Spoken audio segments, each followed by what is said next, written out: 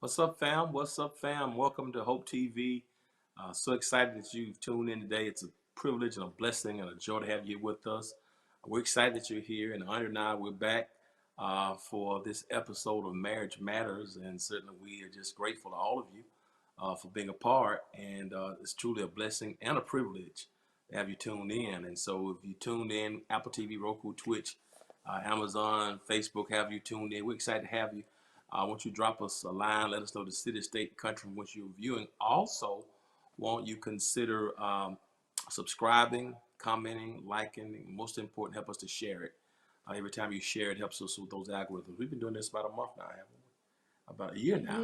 Oh A my year, goodness, yes. it's almost a year. Yeah, we started with the women's ministry March of last year, and here's what's funny, and here we are back at almost a year. So listen, next week will be a year that we've been doing this. So unbelievable. So it's just crazy.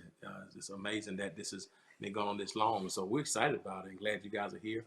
And we appreciate you being a part. So subscribe, like, comment, share. Make sure you share. Hit that share button. Also want to thank all our viewers who've tuned in through IG Live. We appreciate you being a part today, man. Anything you want to share with people? No, just thank you for being a part. Thank you for sharing with us, and thank you for watching. Yes, yes, excited to have you with us. Hey, we have a couple that we love and appreciate so much. They were with us months ago.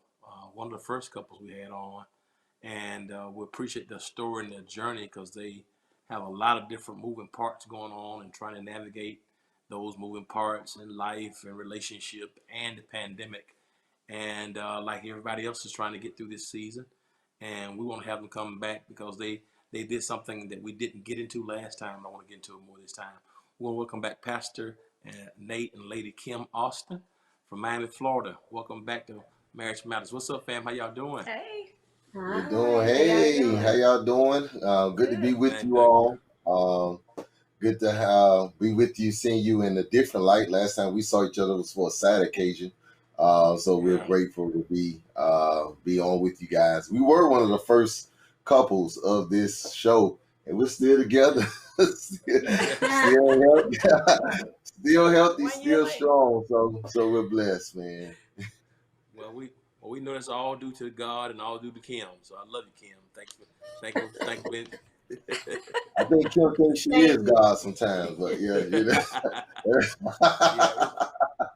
Yeah, it's amazing. I mean, when we talked, months ago, almost a year ago, who would have ever thought that we still be in this? And you guys gave us some pointers. We're still here, and more than likely gonna be here for a few months. Things getting better, but we still pulling through it. In right. terms of, a couple, how have you both been able to kind of navigate through it? Wow. It has been challenging, but while it's been challenging, I think it's allowed us to be creative. One of the things that we're doing in this virtual space, and we have intentionally begun to make time for each other, and so often we've made the church a priority, which of course is very important. But we've learned that we are just as valuable to ourselves than we are to our church, and so I think that's been the greatest thing for me. I don't know if I'm speaking for you, but I know early on, when the pandemic first started, we had this a similar comment making ourselves a priority. Um, I must say, as the pandemic has gone on, like you said, Pastor Smith, we didn't expect it to go on this long, so we've had to elaborate on our creativity. Sort of say, at first stuff was everything was closed down. We kind of didn't have a choice. Then things started opening back up, and we started getting back to trying to find a rhythm and everything. And we kind of a little bit gone back to church, so that kind of made us have to be a little more creative. And plus, like any other couple, you need a little distance sometimes. So that's why I say we had to elaborate on our creativity.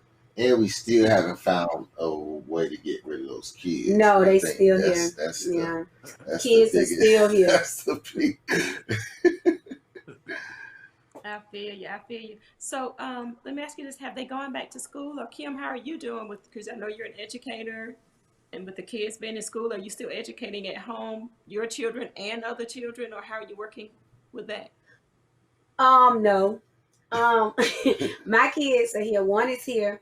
Another one was home for a while. My youngest one was home for a while because they had a scare, so he was home for a while. I kind of really didn't want to send him back, but I had to send him back because he was more like the more active one, and his school is much smaller, not a public school. So I felt a little more comfortable with him going back because with the other one being older and requiring a little more attention because of the grade level and stuff, it was a big distraction and more work on me. But no, I haven't been in the classroom directly for about 5 or 6 years, but I've had to revisit some things and been in close connection with some of my teacher friends. And my oldest one is kind of a little strain on him because he needs kids need that one on one. So I've been kind of giving him one on one and have some friends that he hook up with and they give him a little more one on one just to keep them kind of grounded. But for the most part, I think they're doing pretty well. That's great. I know you also, start a business. You guys doing a lot in business as well. You both been running the business as well. Can you tell us about that? Yeah, right before the pandemic, our business was doing very well. We run a catering company, which caters to schools, and we had high revenue before the pandemic. We were close to about $1 million in revenue from that business, and of course, with the pandemic hitting, it affected schools, and so therefore, when it affected schools, it affected our business, and so we had to really pivot. Because that was the main reason why she hasn't been in the school system for 5 years, because she's been running that business. And so when the business took a hit, and the schools closed, I couldn't even send her back to school to go get a job. So we definitely had to navigate through that situation. We had to learn how to make adjustments. But now things are picking back up, and we're kind of getting back to a sense of normalcy when it comes to business. It's still about halfway to where it was, but we thank God that we're still surviving. Yeah, and the hardest part was we had to let some people go in the midst of our own adjustment. So we had to do what we had to do for our home and for our business sake. So that was difficult as well. Yeah, I mean, it's a tough time on a lot of people, and people, everybody's having to adjust and make adjustments. It's like, except the people who really benefiting off of this, the billionaires, they seem to be the only somebody Right, Right. who like it right, like it is. But I right. think anybody can understand what's happening. That's amazing. You want to say something? Yeah, I think, and it brings me to this point that you said you guys are making more time for each other. So, like, can you give like some of the couples like some ideas of some things you've done, to kind of spice it up a little bit since you guys have been home for a year together? Well, I know one of the things we intentionally did, as Kim said, we've gone back to church in a smaller setting. We only allow a handful of people to come inside. They're more like a studio audience for us. And so since we've gone back to church and having church on Sunday, what we decided to do is we made Fifth Sunday a virtual Sunday. So we implemented that into our church culture, that from now on, every fifth Sunday will be virtual. And we wanted to make sure that we set that precedence to show all of the families at our church that we want you. For far so long, pastors had to run and hide when they were going to be away. Families, of course, they didn't let us know when they were going to be away. So this a few weeks ago was the first Sunday we were able to implement it, and we did go away. We went to Orlando, and it was great. And so, what I would challenge any couple, whether you're a pastor or not, is you have to be intentional, and you have to stand by that decision of making you a priority. So many things are going to come up. A good pastor friend of mine, brother in the ministry, passed away, and his homegoing was that weekend. And I had to fight against wanting to be there. Brother, the love came out of our church, but I didn't go. I made the family a priority. I watched the service, cried, but I made sure I stayed. I kept that commitment to my wife. And so I would challenge any couple, if you put yourself first, don't let anything come between that. I know because the pandemic, I don't know about for other people, but for us, it's kind of packed on a few extra pounds for a lot of people, What? from what I'm Why you observing. talking about doing like And that? so, Talk about so, me. Me. I'm losing weight, bro. I'm the one that's gay. I gain, so I'm losing weight. one of the things we made a priority is just like finding like workout time. The kids call it recess, and doing stuff in the yard and around the house, working out and things like that. So the kids enjoy it, we enjoy it. Whether it be riding a bike, walking through the neighborhood, they play basketball outside, or just something that we all could benefit from because of the few extra that we packed on. So That's good. That's good because I think that's a thing we've gotten away from is the outside, getting our kids outside. I know, right. mine, they're older now. We went out and bought bikes and, we go and bike ride and they leave us and, it's, it's like not even fun for us because they just leave. They're at the house and we're still on, the half mile mark. They're at mile 2 already home. But it's good that you all are doing that outside and getting outside with the kids. I love that. Love it. Yeah, Now, I can imagine you said, because I know I was go saying ahead. I can imagine because my 9-year-old want to leave us and we worried about the 6-year-old. So I can imagine if yours at their age, Yeah. they really taking off. So So you said going forward, every fifth Sunday will be a virtual service. You're pre-recorded, and Absolutely. We made that a commandment at our church that moving forward, we're going to take advantage of that.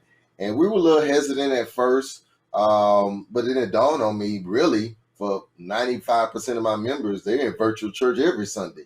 So why not take that advantage? And I didn't want to repeat some of the same habits that we had before uh, the pandemic. uh, And so I thought that this was a great opportunity, in the Bible um, study. and our Bible studies are totally virtual as well. So that gives me more time at the house. We stay about 45 minutes from our church. And so Bible study nights for us was crazy.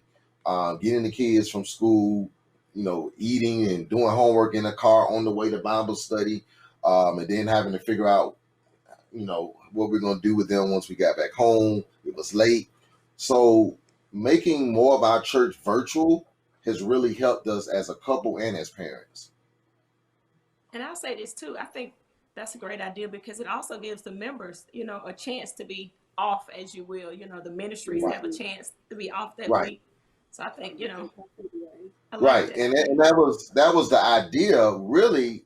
In the church culture, there's no off season. There's, it's 52 weeks. And it dawned on me that everybody can be off at the same time. And so we encourage our staff to try as best as possible, schedule vacations around it. It's a paid vacation for them. And so it's gotten off to a great start. Prayerfully, as things open back up, our members will be able to enjoy it as well. But we took pictures. We wanted to be intentional about it to encourage the members that this is what our fifth Sundays are going to look like. that's great. You know, is the last time we talked and you guys were on the show, we didn't get a chance to get into it, but you both wrote a book called The Ten Commandments of Love. That's really what I was intending to get you back on prior to now. I think it's a great time now, where we are now, and I want you to just talk about you know what brought that about, and and let's talk about someone because I know you gave me someone, but what brought that book about? What brought it about? Well, thankfully, this show is a show of transparency. You're not bringing on couples that are going to be fake and phony. So to be totally transparent, we wrote that book at a very difficult point in our relationship. We've been together, married, this year will make 18 years, and a little over halfway point. Just like in any relationship, there was turmoil and tension, and we were trying to figure out, hey, is it? Is this thing gonna be over? And so God placed this in my spirit, and of course, couldn't write a book like this without doing it with my wife. And in writing the book, literally writing the book brought us together. and it allowed us to be a model for other marriages. And we took the Ten Commandments of love in the Old Testament and we just reworded them into a love language. Very small book, I think less than 80 pages, but it literally dissects the Ten Commandments of love in the language of love. And so the first language is inclusivity. Thou shalt be exclusive. And for myself, I'll let Lady Kim speak on it. Exclusiveness doesn't always mean that you're with another human, another body.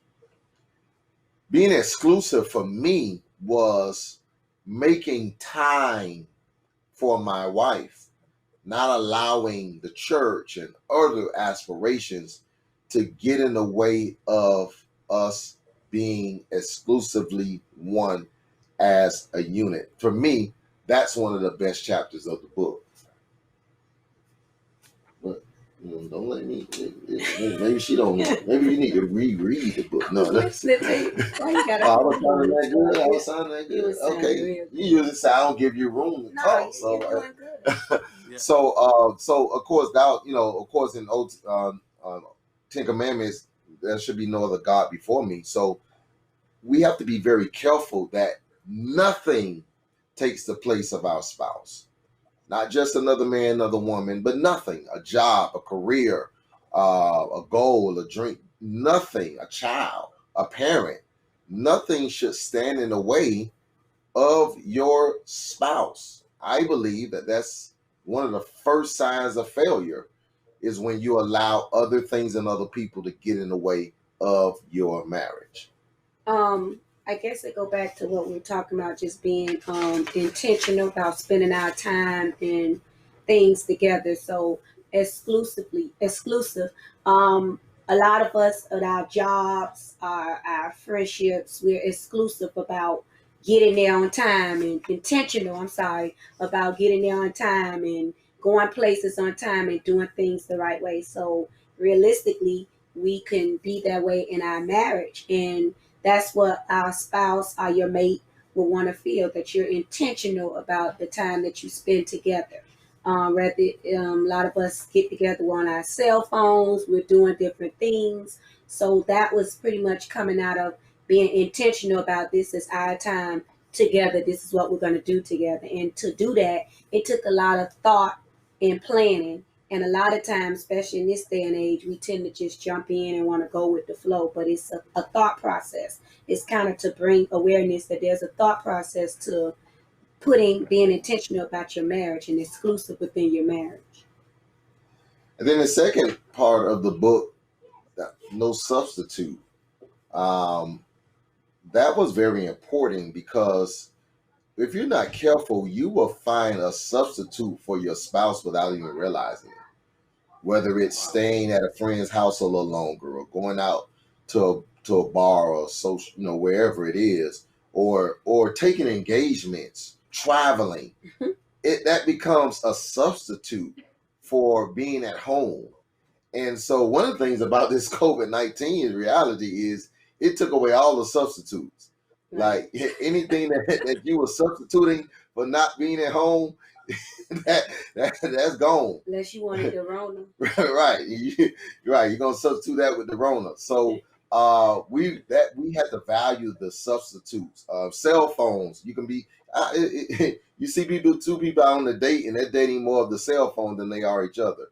And so those were just two major points in the book that we had to kind of realize on our own, and then we were able to write about it. And then the good thing about it is we say marriage, but for me, it's a book really for couples that are dating, because it has like dialogue in it and space where you can write, and it kind of asks questions that can create a dialogue. And it's good for couples that's considering marriage, because you'll know with these commandments if you're even on the right track. If y'all so far apart and none of it's making sense to your mate, then that kind of will give you an awareness of which direction you're going in, how serious the relationship is.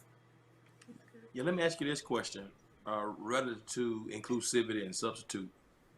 were those things that you guys struggle with, or things that you talked about amongst yourselves, that one of you have an issue with the other one? Trying to see how do you, because it's very clear, how do you come about? Did y'all talk those things through? Did you things that you work through your own relationship, or one of you may have had that issue, the other one had the issue, one of you had to help the other to see. Trying to figure out how you Um, came about that, because I think it's very helpful to a lot of people. I think it becomes obvious when you finally get together and then a person, your mate, is saying something and you totally like way off on a different page and y'all used to being on a different page. So if you when you do get in tune with each other, you feel one person feel, well dang, I said this, it was clear, and then the other person is way off base. It kind of, if you want to be real with yourself, it kind of becomes clear and blatant that we're not on the same page. So it kind of came that way. You was arguing over stuff and 5 minutes later couldn't figure out what you was arguing about. And then you was mad about stuff and then you realized it really wasn't that serious. Or it's like, I know I said this, why is he this or she that? So after a while when we decided, hey, we at a point where we need to do some things or make decisions, that's when it was clear, but it became blatantly clear, or obviously clear in a way that it had to be addressed. So we decided to address it. I think because of the making of the book, the Ten Commandments. So the Ten Commandments, of course, gave itself its own model. And what we did was we set the titles, and then each of us kind of wrote notes. Each of us wrote the chapter ourselves separately. Then we came together. Basically, whoever had written the most about that chapter really meant that they was the problem, right? And so we compared each other's notes and added our own inputs, and so it allowed us to be creative because it already had its own model, its own skeleton, and so it helped us to realize, even through writing it separately, it helped us to realize how we saw the other person without even recognizing it. Because quite naturally, you're writing it, and the human aspect of it is you ain't writing it because you got the issue. You writing it because they got the issue. So when you're reading it, basically you're reading all the things that this person feels about me. And so it was very helpful for us. And we had a great time writing it. I must say we did have a good time writing it. And that's what kind of prompted to put the questions in there, because it was questions that we asked each other that had to be addressed, and to give people opportunity. Instead of you go over there and read, you read, and it kind of prompt, because sometimes we thinking stuff but we waiting on what the other person think. So the question was there, so it give you a starting point to start and kind of get an aha with each other. So one was substitute, the other was inclusivity, and then you had one about speaking well. Speaking well of your mate.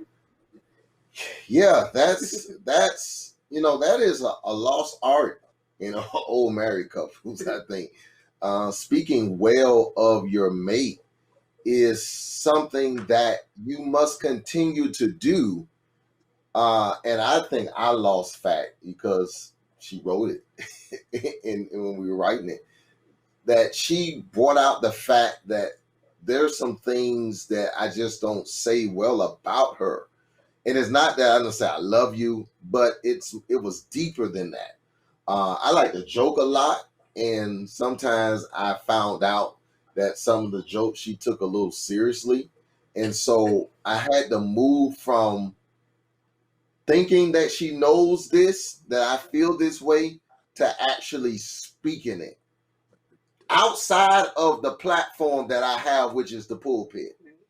Because it's easy for me to flatter her from the pulpit, but not flatter her from the floor. And so basically, she wanted me to speak well of her when the cameras were off. And I thought I was, but I really wasn't. I wouldn't say wasn't, just not in the way when to Not get as to the much point, as you right? wanted me to. Not to get to the point where you know where you wanted to get back in the days. Right. Outside of me wanting something in return. She just meant I feel you. I feel you. right. She wanted me to You just went above and beyond at some point. Right. And it's like you had to get back to that point. Right. Got you. right. without expecting something in return. Right. That's the key element. Just good morning, just because it's morning. That and something else flattery. Flowers and things, not leading to something Right. else, because you kind of lose your ace card when she kind of already predicts this is why you're talking like this way. So that was very important to her, and therefore it became important to me. That's good. You have another chapter on remembering the Sabbath. Can you talk to us about, what brought that one on? So God I know clearly you guys go says, to church. remember the Sabbath and keep it holy, right? He says that. Take a day off and make it a sacred day. Well, for us as business owners, as pastors, we had been dishonoring the Sabbath. From a marital standpoint, we could not find a time that we've had a day off where it was no work, no church, no business meetings, nothing. And again, this COVID reality brought that to our attention in a major way. And so we had to make time. We had to make time and honor that time, meaning that the cell phone goes off. That's how you honor it. Cell phone goes off. People know we have a do not disturb in our, at least do not disturb in our phone. And so therefore, when that's on, maybe only our parents can get a hold of us. That's how you honor that, because it's one thing to say you're going to do it. It's one thing to even put it on your calendar, but it's another thing to honor it. And that's what we've set out to do, to honor it. Somebody dies and we're honoring our Sabbath. They may not hear from us because we're honoring that Sabbath, and we keep it holy. And the key thing is, like he said, letting people know. It just got to the point that everybody at the church knew. I think at that time, the Sabbath might change depending on how the seasons change. But I think at that time, everybody knew Friday night was the night. We ain't calling. We gonna find another way, another means, somebody else to pray for it. However, whatever it took. And for a while, we did the same exact thing every Friday. It really didn't matter. We went to cheesecake. We ordered the same thing, the clam chowder, the pasta. We shared it. So boring. We did all that. We did it the exact same way. It was about the time, but it wasn't so much about what we did and how we did it. So often people get caught up. And it depends on your mate. Some people require a little extra or whatever, but after 17 years, it's like, if we're trying to get back to a starting point, you got to start from somewhere. So we basically did the same thing for a while until we got creative. I love it. And your last one, the fifth one was show gratitude. And honor your spouse, show gratitude towards your spouse. Can you hit on that one a little bit? Yeah. Oh, go ahead. Go ahead. Yeah. Like he said earlier, so often, the whole book is about just the language and the language for love. And so often we think we're showing gratitude because we're doing something the same way we've always done it, and the person never says nothing about it, and we're so passive about it. And then sometimes we kind of have to come back to reality, and a lot of times we just, I don't want to say accept, but we just fall into a comfortable zone. And then when we look back at it, we realize, or when it come up, whether it be an argument or whatever, we think what we're doing is right because he or she didn't bring it up, or he or she didn't say anything about it. So, when we talk about it, they take it as, here you go, being negative or holding on to that or whatever. But it's just a simple time to bring it to their awareness, just to say, hey, thank you for this, or thank you for that, or we like how this, and just a compliment. It's just showing your gratitude, even with a compliment and things like that. Right. I mean, and it's about showing. That commandment in the original is honor thy mother and thy father. Showing it. Not just saying it, but showing it. And it's ways to show it. It doesn't have to be financial, but showing it. Start by saying it, definitely, because I think we lack in that too. We don't really say that I'm thankful that you are with me. I'm thankful for what you do for me. We almost get to the point where it becomes an expectation Right. that you're supposed to do this. And I could be happy. right, you cook because you're supposed to cook, but you can be like Andre and don't cook. What? But I'm sorry. I'm staying in my own house. I ain't going there. But And, no, and take your husband there too. but it's showing, it's expressing it, and not feeling like it is a forced expression. No, it should be a sense to where I feel like I need to show and express to my wife that I'm grateful that she is with me, and honoring, and just honoring, and it goes honor and respect. It goes both ways, but it also goes hand in hand. And it's difficult being in a place of a pastor or just a community or involved type of person with their profession, because it seems like they do it and give it out so easy to other people. But then being the recipient or back on the other end, you would think, well, I've been here 17 years. You've been there 10 years. You would think it would come back so easy to feel that gratitude. And they're constantly, when you see your spouse or mate constantly giving, stopping, taking time, it kind of takes a toll on you. So you got to get to those points where you're able to pinpoint, and that's where the book will come in hand in the dialogue. You can talk about those times where it need to be pinpoint, or those times where it comes up, and you could just address the issues at hand. So, And she brings up an interesting point, something I never thought about. But as a pastor and first lady, we get honored. And so sometimes in the back of our minds, we're saying, wow, they're honoring me more than she is, or more than he is. And so psychologically, it can do something to you when you got hundreds of people telling you how good you are, how you so this. Every time whatever you say is God's gift, and then you come home and you're not getting that in return. And so you have to make sure that no one is speaking better about to your spouse than you are. That's so good, man. This has been so helpful. I'm out of time already, man. I'm not gonna be able to get through all 10 in this episode. Will y'all come back for episode 2? Y'all come Yes, back. sir. Y'all come back, please. Yes, All right, sir. absolutely. Yes, sir. All right, we'll be episode 4. All right, fam. Hey, we got to close this. Hey, this has been so rich. I hope you, everybody who's been watching, hope you've been blessed by it. I mean, this is, they're taking us through it. I want everybody to get that book, and tell us where you can get the book. We're gonna come back We're gonna come back next week and keep the conversation. But those who want to get the book now, tell us how they can get it. Absolutely. It's on Amazon.com. Just put 10 Commandments of Love. My name, Nathan E. Austin. It should pop up there. You can also go to positiontoprosper.org/TCL. That's our church website /TCL, 10 Commandments of Love.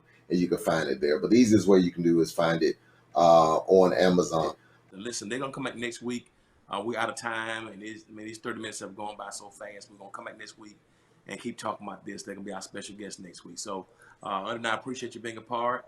Great conversation. Same time next week. Same day, same time next week. Tune in for another episode of Marriage Matters. And always remember this: if you be good to God, God be good to you. Until next time, peace. Bye. Bye-bye.